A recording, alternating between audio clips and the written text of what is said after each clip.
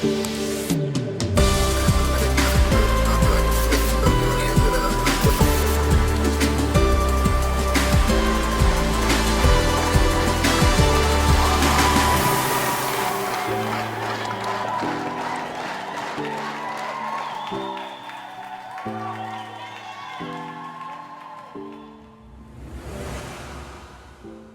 morning, everybody, and welcome to day 10 of the VID21 conference. My name is Julie Steele, the creator and host, and we are joined by the wonderful Mark Greaney. Now, before I invite Mark Greaney up on the stage, I have to tell you a little bit about the journey that Mark's been on in the last year, because let's face it, when I had the crazy idea of VID19, there was probably only one person in the world that had an even crazier idea, and that is this man, Mark.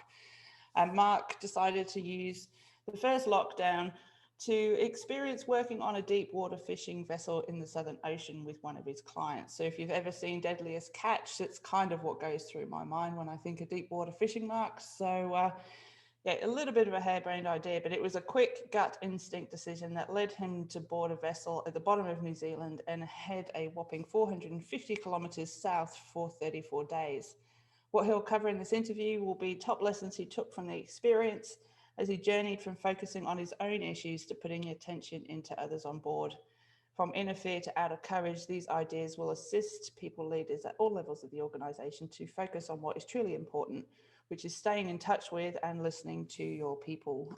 Mark, thank you so much for joining us. I cannot wait to sort of hear your insights, because I know I tried to get in touch with you in VID19 and I sort of got a message saying, I've done something crazy. So welcome, welcome to the session. Thank you, Julia. Thank you very much. It's great to be here.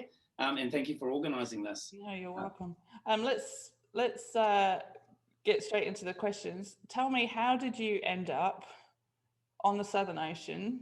Because you're not a fisherman, are you? No, and I don't even really go out fishing recreationally. So I live in Auckland, New Zealand, and we have quite a high number of boats per capita as a country, and we're really proud of that. And we've just won the America's Cup, which is another big thing for us. But and I found in March 2020, when COVID hit the world and things started to change quite dramatically, I noticed that all my clients were postponing work, and I started looking around my office, and I suddenly realized I was going to be stuck in here a lot. And while I enjoyed being online, I thought, oh my gosh, I really need to be out there with people. And I was feeling a little bit hemmed in. So that was the first thing.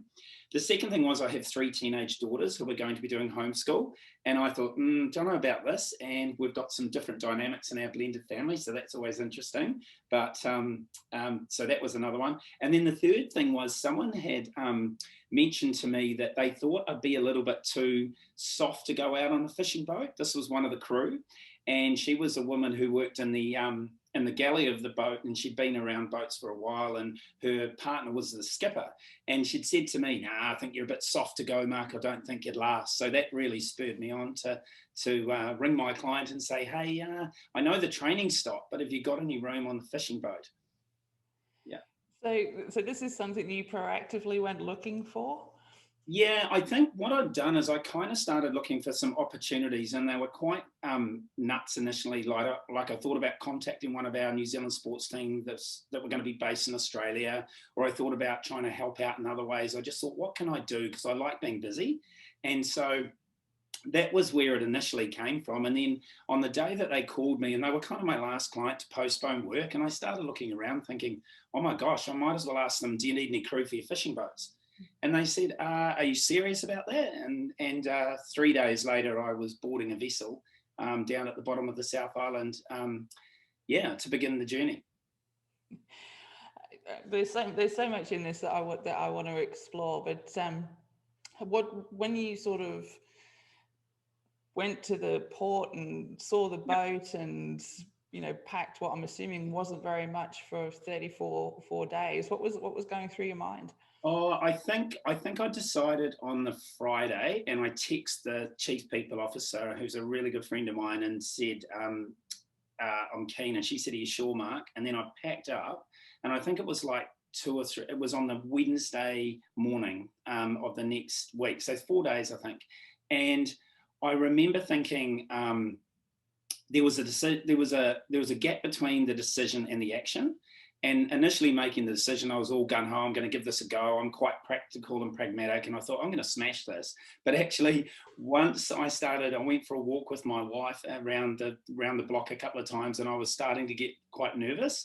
And then from that moment as well, I think when I drove down the length of the country, and basically there was no one on the roads, and the bottom of the South Island, there isn't much around anyway. Sorry, any South Islanders around, but there's not a lot there. And I drove through the night, and there was nothing open. I couldn't get a decent feed. And I was getting more and more nervous as I got towards Bluff. And as I arrived at the port, I drove on, and it was misty as well. It was like this perfect storm of like a misty moor in the UK. And I got there and no one was around, and there was the boat, the ramp leading up to the boat, the gangplank, effectively. And I kind of thought then, if I turn around now and drive off, no one will even know that I've been here, and I might get away with this. I might just have not made it. But unfortunately, I thought, no, I sort of took a bit of a brave pill there and thought, no, I need to do this. I've committed to it, and I want to experience it. But it was a huge, I definitely felt fearful then, but I felt it, and I thought I've got to carry on with it. Yeah. So tell us more about the boat. So like, I know when we talk about boats, there's boats and there's boats. Like, we're not talking about the Titanic, really, are we? We're not talking about a cruise liner. No. How big was the boat? So I've been on one cruise before, but this wasn't like a cruise ship. It was only 61 meters long. So in feet, for most people who prefer feet, that's 180 feet, but 61 meters long. Can't remember how many ton it weighed, but quite a lot. It carried about 600 ton full when it was full of fish. But what it did have 28 crew, and it had about 4 layers to it. So it had a big haul deck where they pulled in the nets. So I didn't know too much about all that either. But and we were right down, almost in steerage, a bit like the Titanic in that regard. We were in the bottom of the boat. I was bunking with 3 other men. And that was a new experience. And I got the top bunk because I got there last. So they left it for me, and I was the eldest by about 10 years. And that was quite tricky, being in a room with 3 other blokes again. 2 of us slept while 2 of us worked. But it was just this environment where that was where I was based. And I remember looking out the porthole and thinking, what am I going to do here? And how am I going to get through this? And one of the things that probably struck me a lot about that boat was it wasn't flash. It wasn't like a cruise ship at all. It was an old Norwegian vessel. It was really solid, but it wasn't particularly flash or anything like that. And it made a lot of noises. There are a lot of strange noises coming from the bowels of the boat and the engines, and when they hauled the nets, and there was all this noise of the change. So there was all these strange noises. It wasn't particularly quiet, even when you were sleeping. Yeah. I have to say, it's making me feel quite queasy just thinking about being in the bottom of a boat. Let's face it, almost at the end of the world, right? You have to go a long way from New Zealand to reach anything else. Oh, well, so literally Bluff is the bottom of New Zealand there, in Invercargill, and then we actually went 450 k's south of there. So almost a third of the way to Antarctica. And there are some islands there called the Auckland Islands. And because I live in Auckland now, I thought, oh, it's nothing like where I come from. But that was the only island we could see once or twice out the portholes. So there wasn't a lot around. It was very grey, wasn't a lot of sunshine. And you just felt like you were bobbing around like a cork in the middle of an ocean. And we're effectively a 61-metre boat in the middle of an ocean. All at the mercy of someone else's control, which was an interesting experience for me with the skipper in charge. I wasn't the boss of it, which was a different point altogether. But yeah, I was a bit giving away I felt like I had to totally trust the boat and the skipper and what was going on, and I was at the mercy of someone else. Yeah. So you're on this boat, you're 450 kilometres, essentially in the middle of nowhere. After having a relatively harebrained idea, or actually that's an understatement, a pretty harebrained idea. What did you learn about yourself? Were you learning as you went, or are these reflections that you've had since? Oh, great question. There were certain things I learned pretty quickly, that I wasn't the most, even though I teach leadership skills for practical people, I was far from the most practical person on the boat. So they started me off working in the bottom of the factory, and my job was to pack the fish into trays and then turn around and stick it into the racks where they went into the deep freeze, the quick freeze before they went into the hold. And there was a lot of moving parts to this, and I got captivated by the production line and what was happening. And sometimes I got behind in what I was doing. And a couple of the people had come along, one fantastic young lady, there were two females on board out of 28. And one of the young ladies would come along and she'd look at me and she'd roll her eyes and shake her head, and there I would be sweating away, getting behind, and she would help me very quickly to do the job. I wasn't as physically strong as I could have been, so although I had quite strong, and I was reasonably fit from my soccer playing, I wasn't particularly strong in the upper body. So if I'd been a builder or a labourer, that would have been a really good thing to have. But being someone who talks in classrooms for a living in different corporate organisations, it wasn't quite the right physical fitness I needed.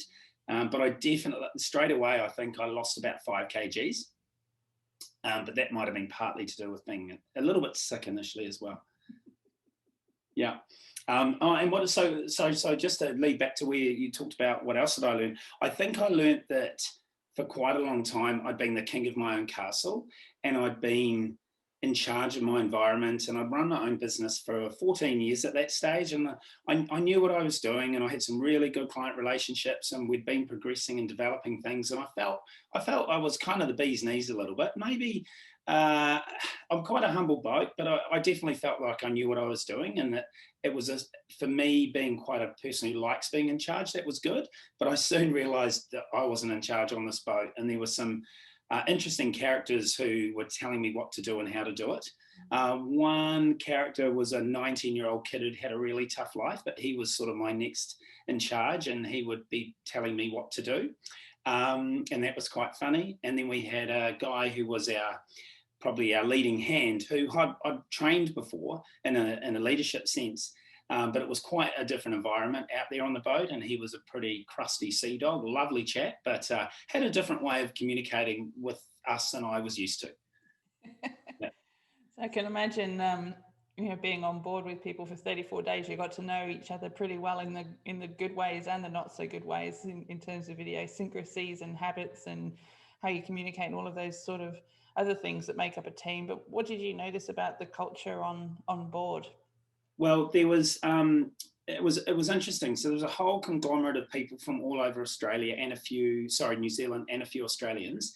Some of the crew had really tough life experiences. So they'd been through the loss of a parent, or grown up in a foster home, or had maybe had some brushes with the law, and had some tricky times. But one thing that I noticed, they were all really united about the goal.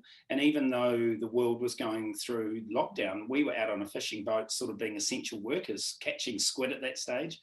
And everyone, when I got on board the boat, no one questioned the fact that we had to start masking up again for the next 14 days. I had to redo that. And working in a factory with a mask on when you're sweating isn't particularly fun. And you've got, you're sweating and you've got stuff everywhere, and you're trying to wipe your brow and all those sort of things. But they just adopted those approaches. No one questioned it. Everyone followed the hierarchy, which was really good on board the boat. There were a couple of key things that the crew were really aware of the newbies. And so I was one of 4 newbies. And the first question was, will they make it? So will this person survive and come back? Will they join our crew permanently? And the second thing was, so will they last? Will they survive? Because sometimes people struggle initially. And so I was determined to get through the initial week or so at the beginning. And then will they come back and do another trip with us? And because they wanted to grow, they were finding it tricky to get some staff sometimes, because it is really hard work.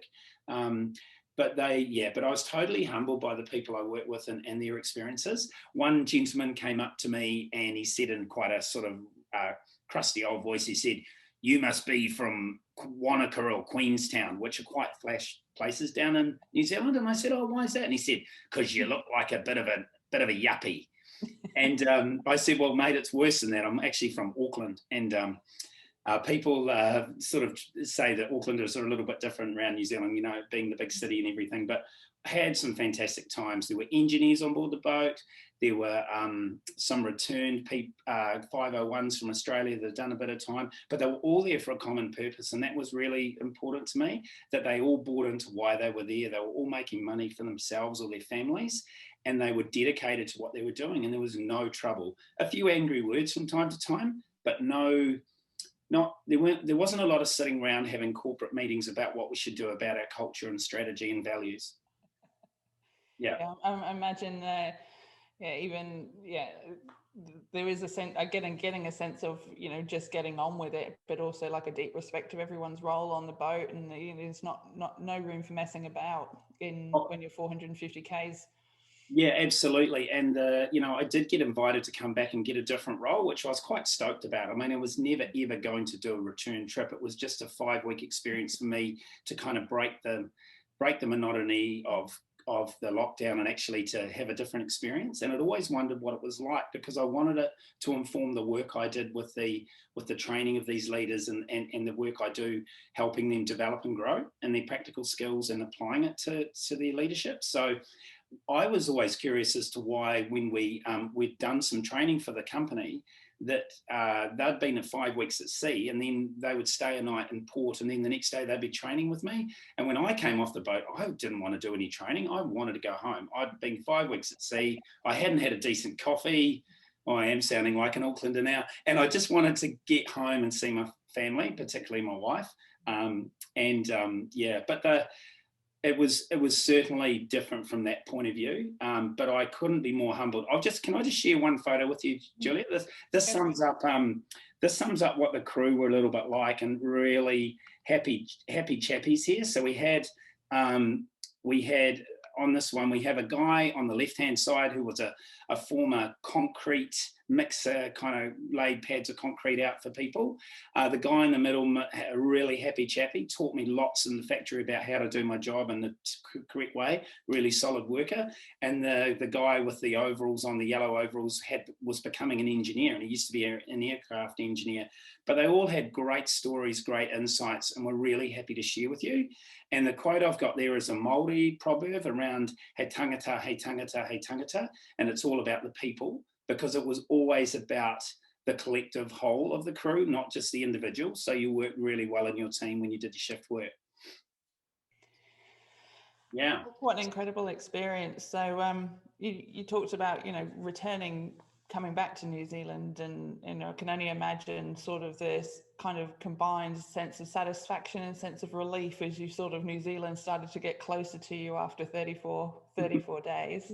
What have you sat and reflected on? I mean, it's been almost a year and since then. So what are you using to apply the way that you lead now, and how has it shaped you as a person and as a leadership trainer and coach? That's a great question, Julia. And I think, firstly, there were a lot of lessons I thought for senior leaders of organisations. So one of the key things was, apart from having to step outside my comfort zone and initially being quite consumed with the fear and the struggle I was going through, I then thought, if I'm going to get through this, I need to make it about others. So moving from me to you and making it about the people around me. So I tried to help them from a training perspective, just in the conversations I had in the mess. And I would often go up and see the skipper on the bridge and have a chat with him. And it's very salubrious, big bridge, to be honest. It was like the Starship Enterprise, the sort of where Captain Kirk was, with all those gadgets and dials, but with just one or two people in there. And then I noticed in terms of it shaping how I thought about leaders. So taking the focus off yourself, making it about others, and then talking about moving from me to you through to we, and what can we do? So not as a leader being focused on your own stuff necessarily, or your own egotistical things, but what could you do about it? Another key point, I suppose, was knowing that I found that culture is not created in head office. It has to be created on the factory floor, or the office kitchen, or wherever the people are. So I think it's really important for leaders to be aware of those aspects, and not to just create something in a head office environment and then apply it across a company, whether it be a manufacturing business, a fishing business, a processing plant, but actually go to the roots and ask them what they need, because you just assume this is done, but it's not often always done. So there's a lot of difference between what an exec team in any business would decide and then what actually happens on the shop floor, and people want to see the connection. I also thought that as a leader, it was really important not to rely on the few leadership tips and tools that you might have learned in the 80s, the 90s, or the noughties, and actually redevelop yourself and reshape and grow. And I think there's a bit of fear around, oh, look, I got here because I did really well.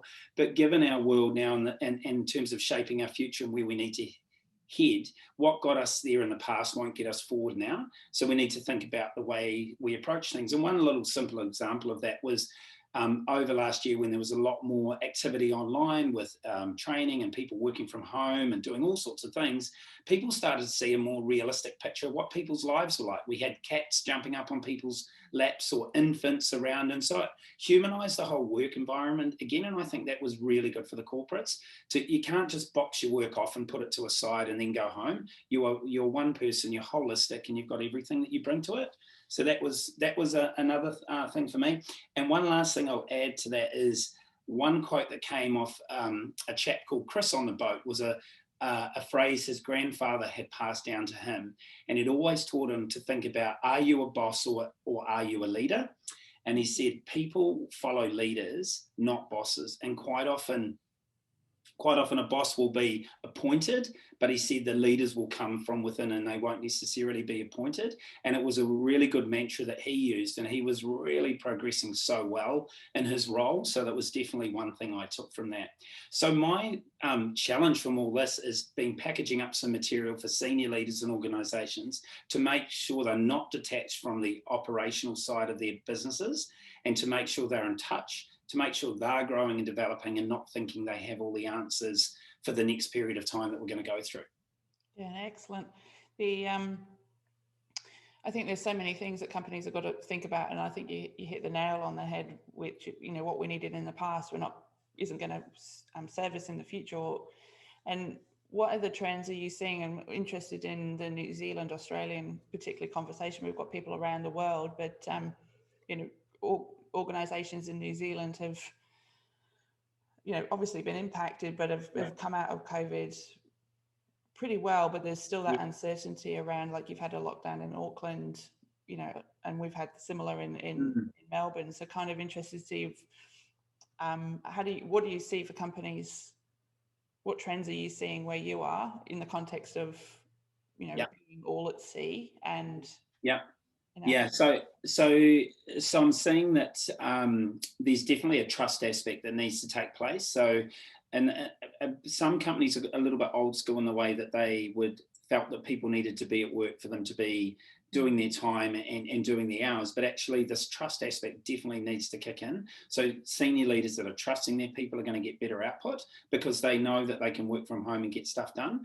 More companies now are okay with the working from home thing. So a lot of organisations around New Zealand, I've noticed, have gone back to a few days a week working in the office and a couple of days at home, or half of the office crew will be in during the week and the other half will be at home, and they'll mix it so they're not all in together. So they've got that distancing in a way. I've noticed that people are more open to look at different ways of changing their environment and looking at the products they supply or the processes they help with or the services. They're wanting to adapt that because everyone seemed to be rushing and getting ahead and doing all sorts of things before 2020, but actually people are going now, what do I really want to do? Do I want to work this hard? And some of the other things that have come through VID21 around, I'm thinking about Penny Lacasso with her talk about happiness. Am I driven to success, or is it about my happiness? What is going to make me happy, and how do I look after myself and make sure I'm well so I can be the best at work and what I decide to do. So anecdotally, I'm hearing a lot of people who are just sort of throwing their life cards up in the air, so to speak, and making changes, maybe moving out of the bigger cities, maybe adjusting their jobs, maybe going to a contracting type model. But yeah, it's funny. I'd say a third of businesses have gone back to the way they operate, a third are in some state of flux, and a third are really adapting and changing, or maybe cancelling all of their office space in the CBDs and just having most people working from home or small shared offices. Yeah. So lots happening, and I'm hearing similar things in Australia too at the moment. And so it's going to be fascinating. And I suppose the latest thing to pop up yesterday was we finally might get a Trans-Tasman bubble, which would be awesome. Yep. We had there was a great session earlier in the week with Helen Palmer. So she talked about conducting what she called work-life experiments. So as we sort of emerge out of this and start to look at what we want our futures to be, to actually start to create different sizes of experiments. Now, an experiment might be as simple as I'm just going to try working from home 2 days a week and see if I like it. That might be an experiment. Or it could be, actually, I'm not sure I want the job that I've got anymore, and so I'm going to go and do a bigger experiment. So she actually used the last year to step away from very similar story to you, because a lot of her work had disappeared and clients had sort of started deferring work. She actually went and worked at an outdoor education company, teaching kids for the last 4 months. So she's stepped outside of her comfort zone, but very similar insights to you in terms of what that means for her leadership and what she likes, likes to do, and some really interesting and positive reflections. So things like she's quite pleased that at 50 years old, sorry Helen if you don't mind me sharing your age, that at 50 years old that she can still keep up with kids and young people that are in their 20s, and that she can still contribute and actually gets a lot out of not necessarily the theoretical side of training, but to actually be more hands-on and on the factory floor, in your words. So so relevant. And one thing for me is prior to last year, I had stopped. I love my sport. I love anything that New Zealand's involved in. I love my footy and my cricket. Sorry, people, if you don't like cricket. Love Test cricket, actually. And play a bit of golf. And I'd stopped playing golf. I'd been working really hard, and probably I'd been really tense about everything. And so I signed up again to play golf in October in a sort of a public, very reasonable price course here in Auckland, but very central. And the characters I meet on that golf course range from GMs of businesses through to doctors, through to lawyers, through to factory workers. And actually one thing I've started to do is I take a microphone with me and I ask people if they wouldn't mind me filming them. And I have some leadership questions that I ask them about their own journey and trends they're noticing, and one tip for leaders, because they all come from a really practical background. But it's such a cool way to, sort of de-stress from work, but also to be outside, to be in the fresh air, as Helen was speaking about, and to just be doing something that's not just focused on pushing paper around or writing a computer program or sending out emails or being on LinkedIn or whatever it is, but actually interacting with people, which is what I really, really enjoy. So that's been a bit of a decision I've made to make sure that I don't compromise on that time, and that those things are really important to me. So I think people are starting to go back to what is it that makes them tick, and what do they want to be doing with their lives, rather than just following the status quo and trying to get ahead. And yeah. So if we went back to April last year and the same opportunity came up, would you make the same decision? Well, that's a real tough one. I think if I knew everything about what it would be like, I possibly wouldn't have. But I'm pleased I did it, and I'm proud that I did it. And even nearly a year on, I'm still coming to terms with what it means for me and how that's impacted my life. But it's a really great thing that I've been sharing with others, because lots of people have said to me, oh, I've always wondered if I could do that, or, like the deadliest catch stuff on TV, or put myself in an environment where it's really tough. So, but they've said, and you did it, so well done to you. And I have decided that with clients that I work with on a regular basis, I always go and do a stint in their manufacturing plant, in their processing facility, and I always go and work on the shop floor with not necessarily the people I'll be providing leadership skills to, but the ones that report into them. So just so I'm getting a real sense of what's going on in the business, not just a story from the exec team about what's happening. But I do want to share a couple of photos that sort of sum up what the journey was like. And and then show you a little sort of talisman I've got from the vessel. So this next photo here is the day we arrived back in New Zealand. We'd come back overnight and we'd been working the late shift. So that's myself and a colleague. His name was JD, a lovely man who we're hoping to catch up for a flat white or a beer at some stage. But he'd been a bit of a buddy for me on the boat, and he'd got transferred in the middle of the ocean from one ship to another and became part of our crew. So a great bloke. So there's me with a bit of a goatee going on. And this was us coming in. I was so excited. We were docking the boat. So it literally was pulling into the berth and we had a job to do. So that was the first shot. So that was a bit of a high. And this was probably the lowest part of my trip. So being the newest member of the crew, I was at the bottom of the rung and I got the toughest jobs. And one shift, we got a lot of bycatch, which is, stuff that needs to be recorded, but you don't just throw it back. You have to do it a specific way for the governmental rules. And so these were crabs, and I don't like crabs at the best of time. That was quite a big, solid crab, about that round. And they were from the bottom of the Southern Ocean. So these were quite hard, scaly. I think they're called southern crabs. But if you can imagine a wooden apple bin, this was a plastic one, but it was about that big. And the crabs all came off the processing line and they just got thrown into this bin. And my job was to deleg those crabs and box up the crab legs, and they were then sent back to be counted for how many crabs we got. A lot of them were still doing this with their claws and pincers. And I don't love them at the best of times, that there I was with this full bin of doing it. And that was probably one of my lowest moments. But what came out of that was one of the second mate jumped in and he helped me. And while some of the rest of the crew were doing the other jobs, he jumped in and assisted me. And, it was a really good moment, but I definitely felt quite low because I think that was the 1 a.m. to 9 a.m. shift.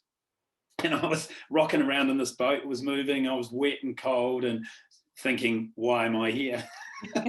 So that was huge for me. But it was, these experiences help us grow. And if we don't allow ourselves to step outside our comfort zone, how are you ever going to grow? And I guess that's my challenge for senior leaders, is to think about that.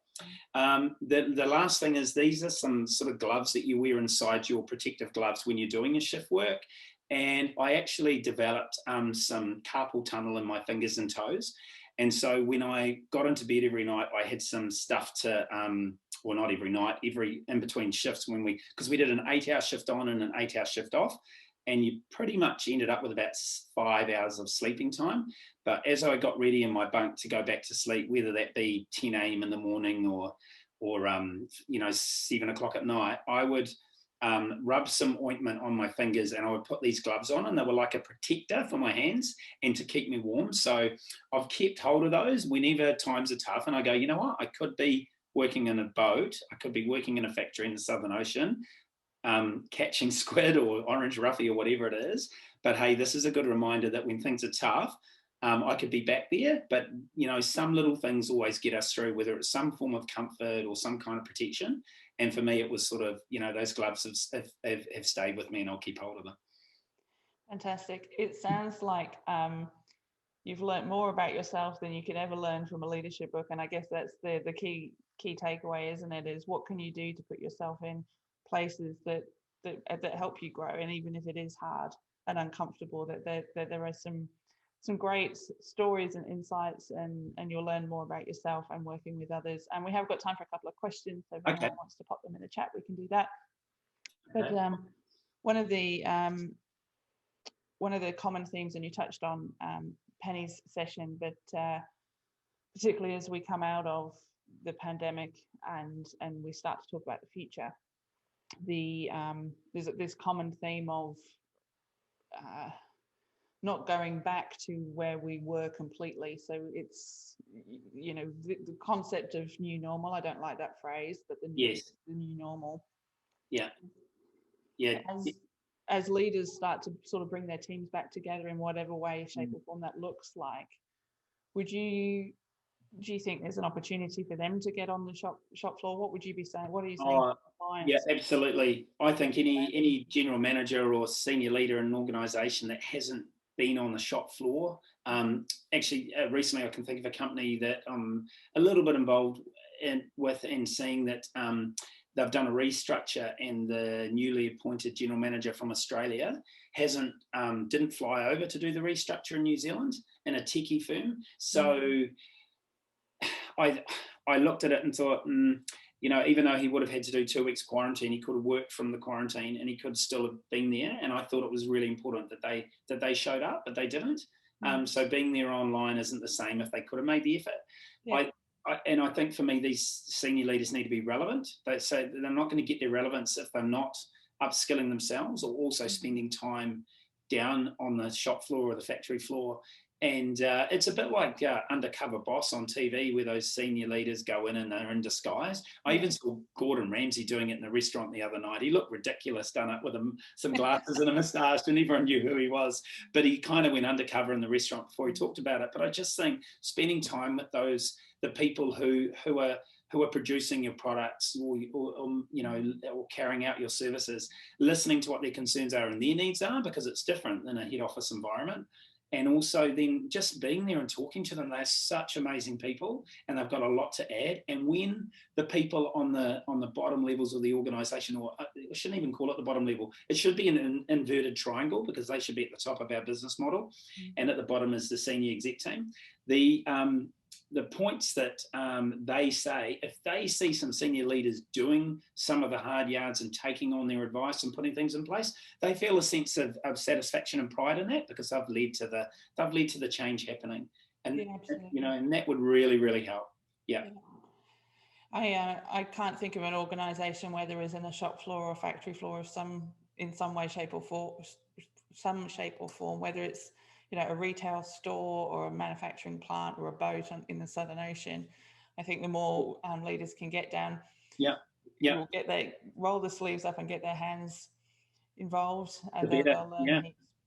Oh, it's so true. And I think it's that is where the gold happens and the conversations that are really important. I've just noticed, Julie, there's a couple of questions there. So Kate asked one, what were the challenges of coming home? Interesting, Kate, my son had stayed with his mum, so he was quite happy. He's a bit of an introvert under lockdown. He was quite pleased with that. But when I got home, I kind of had to assimilate into the environment again. That was a little bit tricky because I'd been used to doing things, and we had a couple of different schools and different ways of working. So that was interesting, and I possibly would have got a little bit impatient with the kids sort of not doing their stuff or not doing it at a set time. So there was a bit of an adjustment period when I came home. I think a couple of them were quite happy if I went back out on the boat, and it was a real crashing back to earth thing, because one of the kids said to me, "Oh, you're just a pale male cell bloke that went on a boat." And I thought, oh, okay, burst my bubble there. And then Andrea's question around, so it was a bit of an adjustment. And funnily enough, one of the guys on the boat had said to me, we got chatting at the end quite a bit, and he was sort of bugging me a little bit and having me on. He knew I did some leadership training, and he said, "Oh, I could see why your wife sent you on a boat. You love talking, don't you? God, she'll want you to come back." So that was quite funny. And then Andrew's question about how's my approach to leadership training changed, which is a great question. So what I do now is, as I said earlier, I always spend time on the shop floor with the people that I'm going to train. So I'm in their environment and I can relate better to their stories rather than just being told about it. So I'll go and do a stint. So I did one in a healthcare business last October, November, where I went and spent a shift working in there. It was a lot easier than going to sea for 34 days, but it was a great experience to learn what was going on. So I always think about that and relating the stories to their specific company. And then just thinking again how to make it really practical and pragmatic. So whatever the environment in terms of that they work in, thinking that my leadership training has to practically relate, otherwise it's not relevant. So taking that relevance theme through and making sure that my training is just as relevant as I want the senior leaders to be in their organisations. Yeah, and Mark, that was a lovely way to finish. As you said at the beginning, you are known for teaching leadership to practical people, and I can't think of a better way of understanding how to do that than by getting practical. So thank you for sharing your insights. I am in awe of what you did. A lot of people say what I did was amazing. I did it from the comfort of my home. You actually put yourself on a boat and went, to a part of the world I can't even imagine, to be honest. So thank you so much. And